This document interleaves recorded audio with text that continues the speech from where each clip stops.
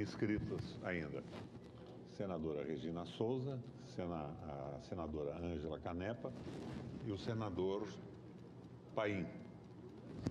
Eu faço uma interrupção nessa escala, passo a presidência para o senador Paim e utilizarei a tribuna nesse momento. Em seguida, além desses oradores, nós temos pequenos e curtos vídeos de 1, 2, 3 minutos do governador, do ex-senador Renato Casagrande, Eduardo Suplicy, Inácio Arruda, José Paulo Bisol, Benedita da Silva e Pedro Simão, quando então poderemos encerrar a nossa sessão.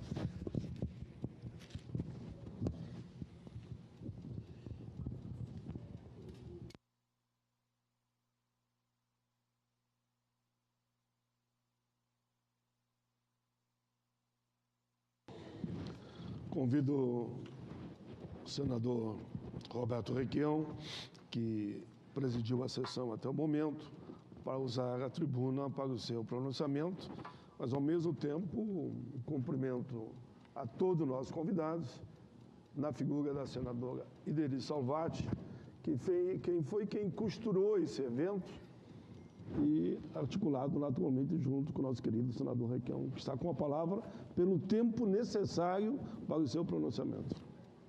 A minha parceria com a senadora Ideri remonta à famosa CPI dos precatórios. Eu, senador, a Ideli, deputada estadual de Santa Catarina. Trabalhamos juntos. Todos os oradores que me antecederam abordaram o assunto da soberania nacional sob a perspectiva do que acontece hoje no Brasil.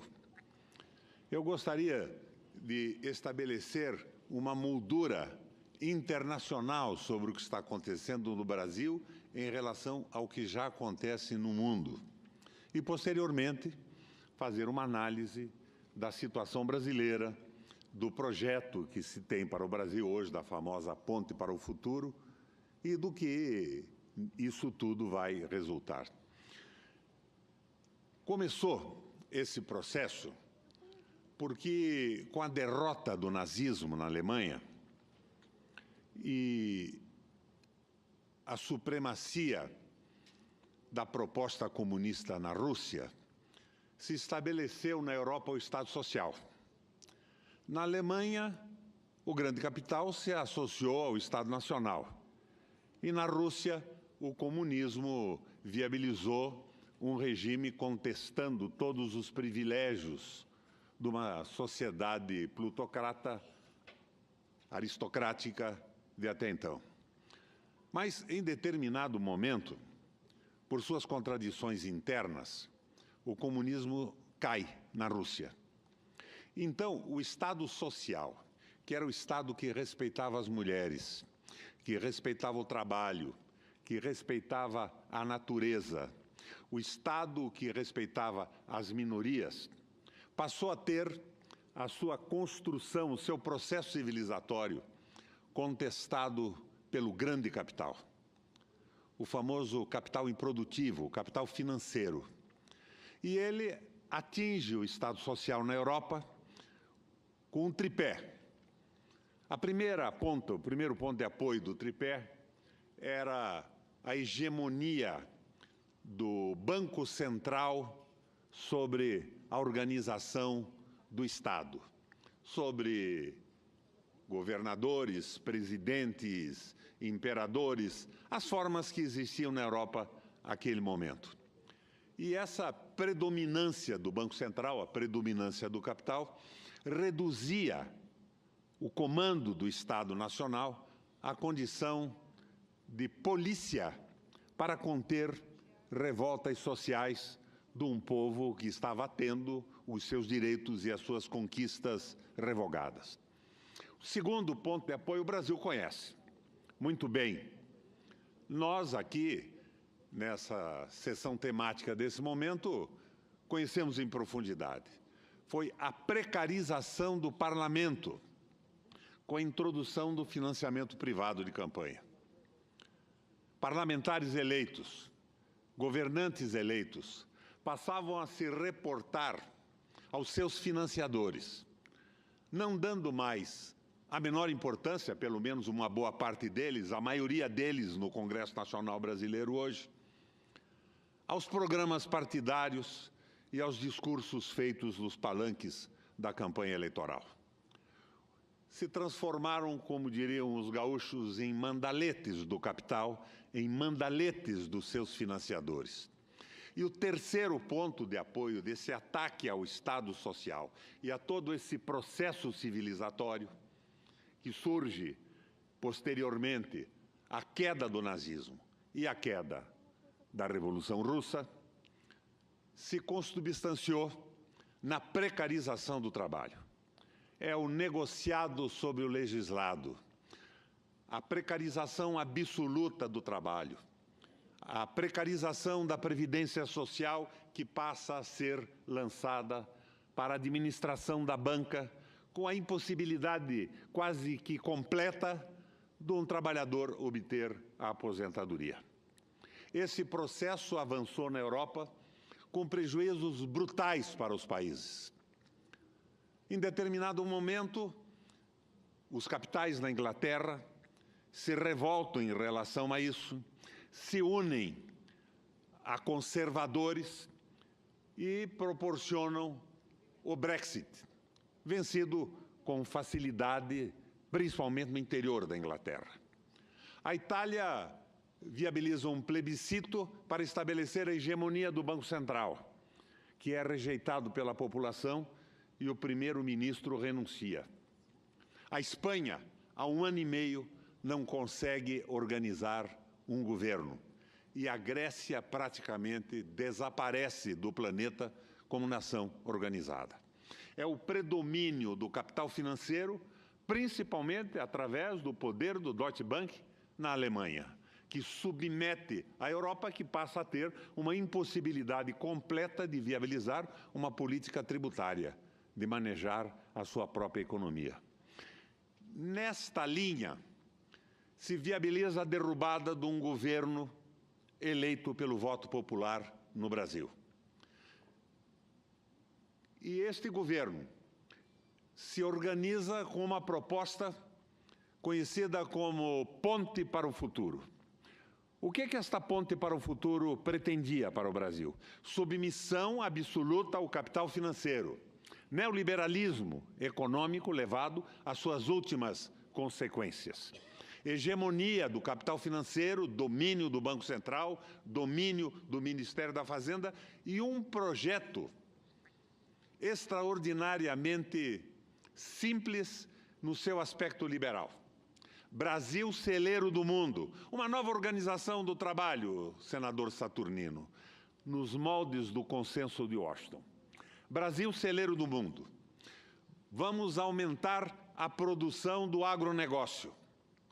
Vamos viabilizar a extração abundante de matéria-prima a baixo custo para que os países desenvolvidos consigam um ponto de apoio que os leve a abandonar a crise em que estão vivendo.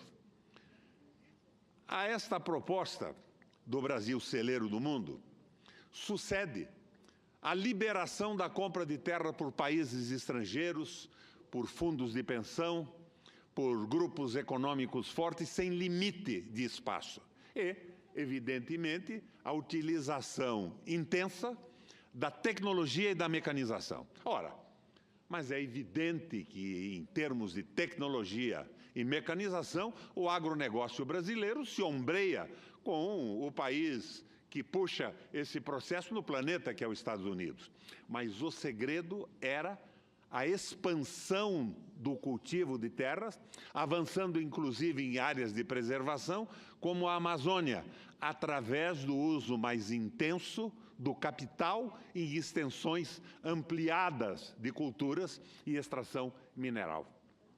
É muito claro que este processo do Brasil celeiro do mundo levaria necessariamente, pela mecanização e o uso intenso de tecnologia, ao maior desemprego do país. Ah, sim, mas eles tinham também uma solução para isso. Se inspiraram no modelo da industrialização chinesa lá nos anos 70. Qual era esse modelo? utilização de uma mão de obra semi-escravizada, porque a China, naquele momento, vivia uma relação medieval de emprego, sem nenhuma garantia trabalhista, pelo capital norte-americano.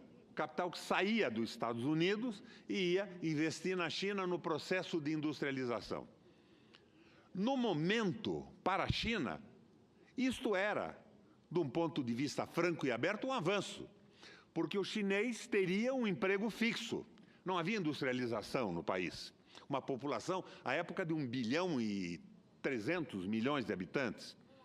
Havia garantia do emprego que garantia o almoço e, muito provavelmente, um jantar melhor para a família. A China vivia uma relação medieval de trabalho e aquilo foi, naquele momento, uma evolução.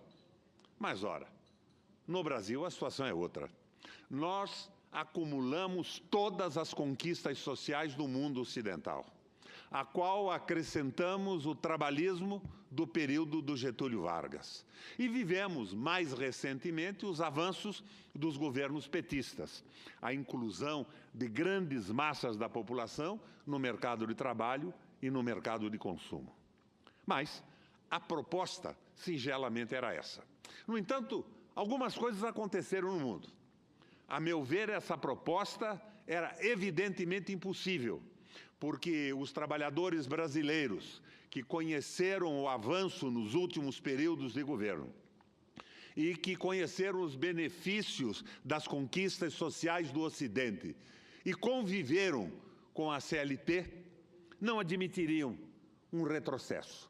Nós não estávamos na situação de relações de trabalho medieval que a China estava à época em que o capital sai dos Estados Unidos e é aplicado nas zonas especiais de produção industrial. O fracasso estaria assegurado. Mas o que mais me impressiona é que nos Estados Unidos a saída do capital americano provoca um desemprego brutal e uma queda do poder aquisitivo de uma população.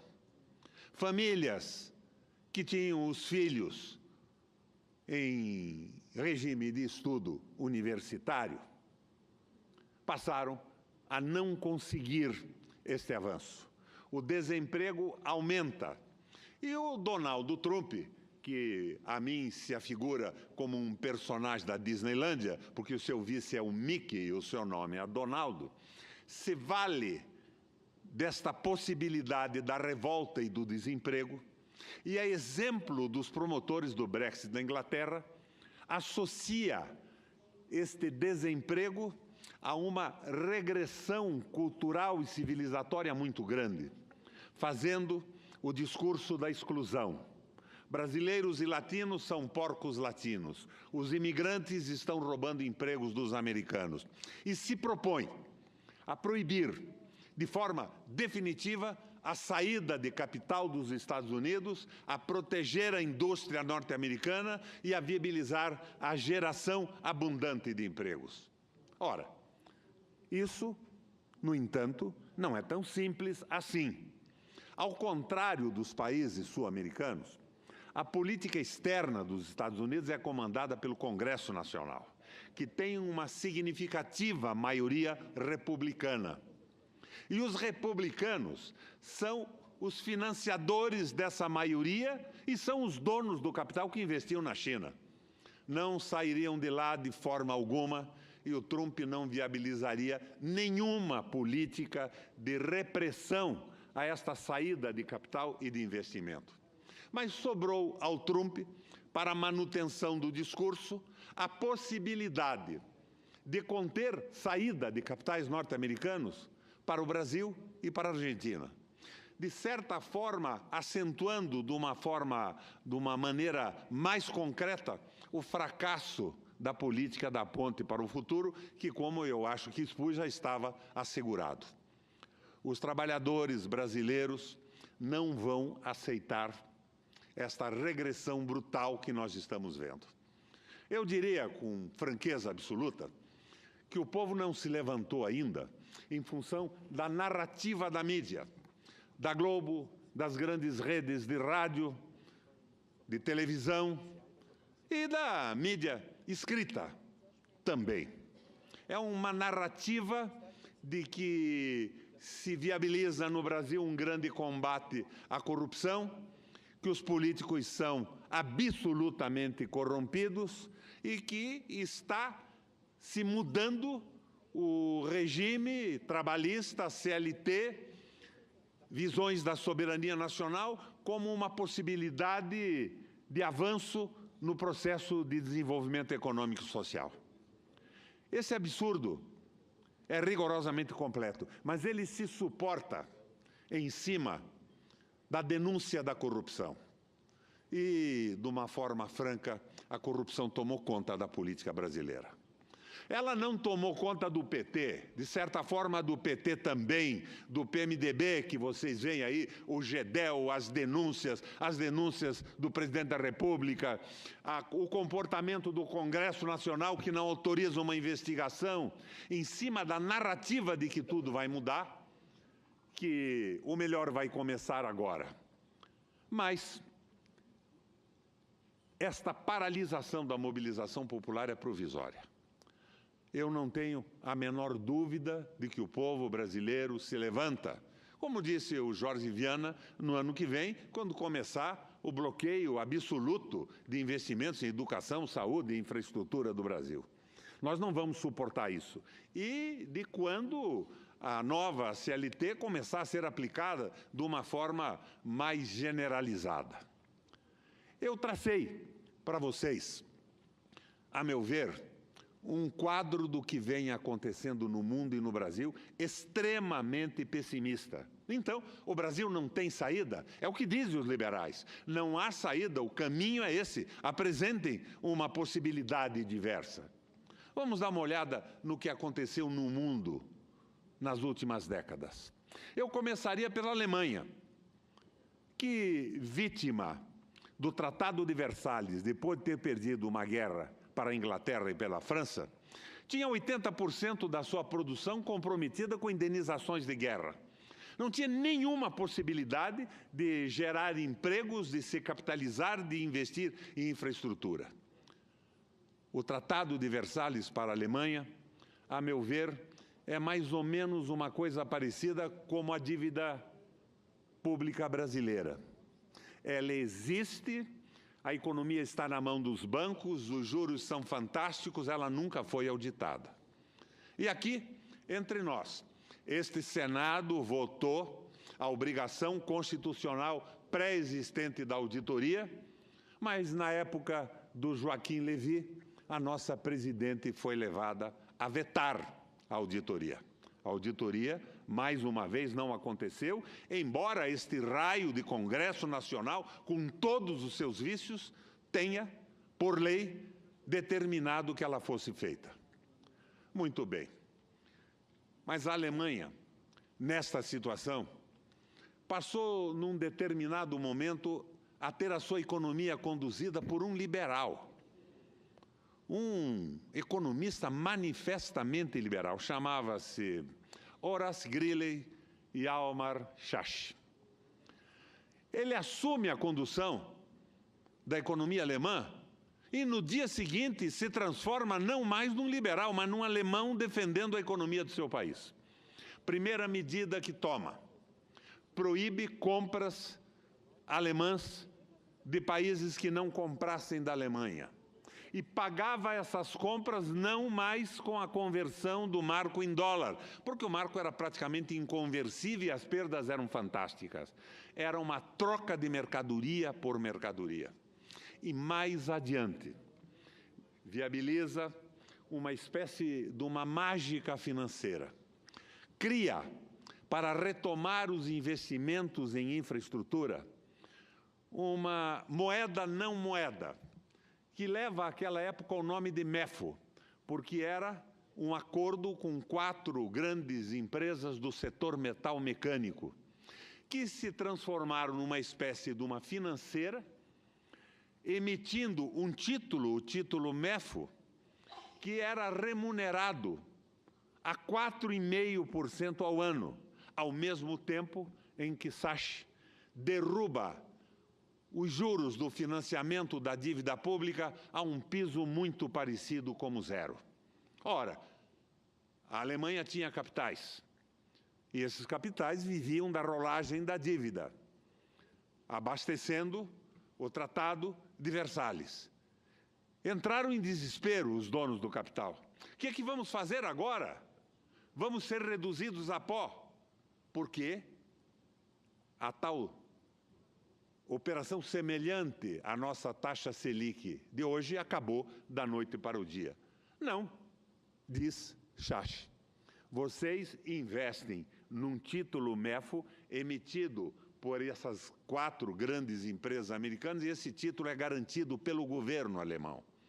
Com os recursos captados por esses títulos, isso funcionou maravilhosamente e não havia outra saída para o capital alemão. Ou apostava no MEFO ou virava pó, porque não era conversível como o real não é conversível hoje. E sim, começa a retomada do desenvolvimento com investimentos brutais na infraestrutura. As autobans, o setor metal mecânico, em 6 meses, a Alemanha chega a um regime de pleno emprego. E conta a lenda, eu digo que é lenda porque tenho alguma dúvida em acreditar nos relatórios que leio sobre a época, que em uma semana não havia mais inflação. A Alemanha saiu, então, com essa parceria do capital e do Estado, que levou ao pleno emprego, que reduziu a zero a inflação, mas que viabilizou nas mãos do Hitler o armamento da Alemanha, o recrudescimento do nazismo e toda aquela barbárie detestável que o mundo conhece. A Alemanha fez isso. Mas os Estados Unidos, na década de 30, vivia uma crise semelhante. Depois da quebradeira do setor imobiliário da Flórida, uma espécie de doença holandesa, a supervalorização dos terrenos, financiados e refinanciados cada vez por um valor maior, numa ilusão monetária. Quando isso quebra e a economia desaba, os Estados Unidos entram numa crise sem precedentes. E o presidente da República era um sujeito chamado Franklin Delano Roosevelt. O Delano não sabia o que fazer, mas naquela época, um industrial extraordinariamente conhecido hoje por todos nós brasileiros, que chamava-se Roberto Henry Ford, se apropria das ideias de Taylor sobre a produtividade. O que Taylor dizia? Ele dizia que a produtividade aumentava com a especialização do trabalho. Se um trabalhador era mais preparado, se investia no seu conhecimento, na sua preparação, na sua técnica, ele, no mesmo tempo, produziria mais e melhor. Ford associa a ideia da produtividade de Taylor à linha de montagem e começa a fabricar os seus automóveis numa linha de montagem com a especialização do trabalho. Um grupo produz a caixa de troca, outro grupo funde o motor, todos especializados no que estavam fazendo, com conhecimento aprofundado, e a linha de montagem do Ford aumenta fantasticamente a produtividade das empresas e se transforma num sucesso absoluto nos Estados Unidos. De tal modo que todo o setor complexo, como é complexo o setor industrial brasileiro, adota a linha de montagem. Roosevelt não hesita. Convoca Henry Ford para receber a mais alta comenda norte-americana da época. E Ford recusa a comenda. O presidente fica estupefato. Mas por que recusa a comenda se você conseguiu viabilizar um aumento fantástico da produtividade norte-americana? Ford responde com toda a singeleza, porque esta expansão da linha de montagem inviabilizará de forma definitiva a retomada de desenvolvimento dos Estados Unidos. Mas por que? Pergunta o Roosevelt. E o Ford responde, porque nós estamos aumentando de forma fantástica a produção e nós não temos capacidade de consumo. Por isso, não aceito as homenagens. Mas então, o que eu faço? E o que ele propôs é exatamente o contrário do que prega a Ponte para o Futuro. Ele disse a Roosevelt, você, por lei, diminui a carga horária dos trabalhadores e mais trabalhadores serão empregados na indústria e aumenta por lei o salário, aumentando o poder aquisitivo e restabelecendo a demanda. É exatamente o contrário que nós estamos fazendo com a precarização do trabalho, com essa bárbara CLT e com essa proposta que tramita agora na Câmara Federal de privatizar, na verdade é privatizar e entregar a Previdência na mão da banca, na mão do capital vadio. Capital vadio, Canepa, é esse capital que não produz um botão da sua vestimenta, não produz o seu sapato, a peça de uma máquina, que vive da sua própria rotação. Vive no mundo hoje do financiamento de dívidas públicas contraídas pela ignorância de governantes e da sua rolagem. Esse é o capital vadio que quer comandar o planeta. Então, Roosevelt toma as medidas propostas por Henry Ford, que era um tipo interessante, porque, por incrível que pareça, ele era simpatizante do Hitler. Mas ele, por exemplo, tinha um princípio. Na sua fábrica, ele exigia que um trabalhador, qualquer que fosse, pudesse comprar o produto final que produzia. O trabalhador da fábrica Ford tinha que ter condições de viver bem e de comprar o carro que era produzido na linha de montagem com a sua participação. Era um tipo diferente, mas ele estava na proposta da Alemanha do Chaste, de um aumento de produção, mas com a preocupação social, que é a preocupação do trabalho, de dar trabalho e salário para a população. Roosevelt, depois disso, investe nas empresas públicas, acaba com aquela história de que o Estado não pode investir, se endivida, constrói usinas hidrelétricas, constrói hospitais, constrói estradas. Até hoje, as hidrelétricas norte-americanas, numa proporção de 80%, são administradas pelo exército norte-americano, porque são consideradas estratégicas, bem assim como os portos norte-americanos, bem assim como a navegação de cabotagem dos Estados Unidos. Navios de cabotagem, navios de costa a costa nos Estados Unidos, têm que ser produzidos nos Estados Unidos e com tripulação norte-americana, para garantir o emprego e o domínio dos Estados Unidos por esse tipo de navegação. Saiu, então, os Estados Unidos da crise desta forma, investimentos públicos, porque, afinal de contas, um país não é uma casa em que a dona de casa pode gastar apenas o que ganha. O país investe, se utiliza do crédito, porque, afinal, essa é a essência do capitalismo, a utilização do crédito para aumento da produção e restabelecimento do círculo virtuoso do crescimento econômico. Nós estamos na contramão de tudo isso. E nós estamos vivendo num Congresso que, apesar de abrir espaço para uma sessão de ex-senadores, como a sessão que nós estamos vivendo hoje, a sessão temática, tem uma maioria que vota em função das emendas que consegue liberar, dos cabos eleitorais que consegue empregar, absolutamente despolitizada. Analfabetos políticos que correspondem à visão brechtiana desse processo, completamente idiotizados, pensando na perpetuação de seus mandatos, apenas isso e não mais que isso, e que vão aprovando essas barbaridades produzidas por uma equipe econômica, que na verdade é o Ilan Goldfein, chefe de economia do Bradesco, e o Meirelles, que nunca em sua vida escreveu uma lauda de papel sobre uma teoria econômica, uma proposta.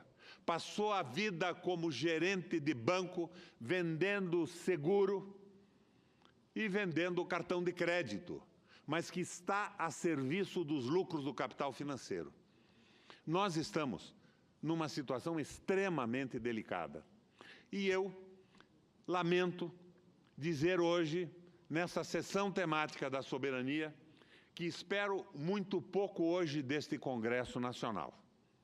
Este Congresso Nacional está dominado pela fisiologia política. E ele só poderia, talvez, mudar de comportamento com manifestações populares mais concretas. Mas por que o povo não se mobiliza? porque o povo está anestesiado pela narrativa das redes de comunicação e pelo estigma da corrupção que atingiu todos os partidos. Vocês viram o que aconteceu na Argentina na última eleição? O Macri está destruindo a Argentina. A inflação chega a 47%, mas o kirchnerismo não ganhou a eleição porque as acusações de corrupção em cima da Cristina, da família e do seu governo são extremamente pesadas. Não teria nenhuma condição da vitória do Macri na Argentina de um ponto de vista lógico e racional. No Brasil está acontecendo a mesma coisa. Agora, se o povo se levanta, se nesse dia 5 agora, a consciência do que está acontecendo se estabelece, se o Brasil para, o Congresso pode se mexer um pouco. Um pouco, eu disse, não espero muito desse Congresso. Eu espero muito de uma candidatura presidencial na sequência, que eleja um governo democrático, popular e nacionalista, porque cada vez mais o que é nacional é popular porque está ligado ao povo. E é no espaço da democracia que nós vamos poder alterar esse processo. E na democracia, eu espero uma revolução. E na revolução democrática, o voto é a arma do soldado cidadão. Coloco as minhas esperanças nesse processo, mas fundamentalmente coloco as minhas esperanças em reuniões como essa que fazemos no Senado hoje, transmitida pela nossa rádio e pela nossa televisão, que se propagam em todo o Brasil, levantando o nível de consciência da população. Em primeiro lugar, com publicidade. E o que é publicidade, Pedro? Publicidade é uma sequência de ideias, muitas ideias, transmitidas para um grupo reduzido de pessoas. E a esta publicidade, que forma quadro médios, no sentido gramsciano da palavra, nós temos que suceder a propaganda, que é a consolidação de ideias que serão ideias poucas, slogans, verdadeiros slogans para muitas pessoas. Nesse momento, nós estaremos viabilizando a mobilização da população. Por isso, quando me pergunto, mas o que você espera das próximas eleições? Eu espero uma candidatura nacionalista, popular e democrática, agarrada e vinculada a um programa que não caia mais na ilusão desta conciliação absoluta com o capital, porque o inimigo do Brasil e do planeta Terra que sofre esse momento de discriminação de populações mais pobres é o capital financeiro. E nós precisamos, nesse momento, de uma aliança clara entre o capital produtivo, que não é o mamão da Bíblia. Quando os ricos do mundo se reuniram com os principais governantes em Davos, o nosso Papa Francisco mandou um recado. Papa Francisco, pai, que apesar de ser argentino é um sujeito maravilhoso. Ele mandou dizer que o capital é bom quando é investido numa fábrica, num serviço, numa modernização e evolução da tecnologia, quando produz empregos e paga salários. Mas que ele é extremamente nocivo quando se propõe a comandar o planeta nessa instrumentalização dos bancos centrais que se pretende termine num governo único, comando do dinheiro no planeta Terra. Não se pode, como diz o Papa, servir a Deus e a Mamon. E o Mamon da Bíblia não é o diabo e não é outro Deus. Em hebraico, Mamon significa simples e singelamente dinheiro. Não se pode servir ao povo e ao dinheiro. Por isso, às vezes, eu fico um pouco angustiado quando vejo uma grande manifestação popular dessas que organizamos volta e meia em estados brasileiros e o pessoal gritando, fora Temer, fora Temer. Não é por aí. O Temer é uma pequena peça desse tabuleiro. O inimigo é o capital financeiro. Quem comanda o Brasil é o Itaú e o Bradesco. E o capital financeiro internacional. Esse é o inimigo.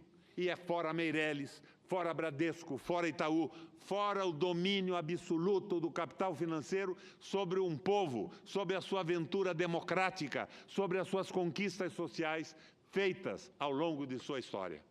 E é bom que agora, há 100 anos da maior greve operária que esse Brasil já viu, que teve o apoio de 70% da população e que reivindicava o quê, Paim? Exatamente o que a CLT está tirando dos trabalhadores. 13º, jornada de 8 horas e algumas garantias singelas que foram conquistadas ao longo do tempo. É nesse momento que eu quero terminar a minha intervenção com um apelo. Dia 5, minha gente, parem.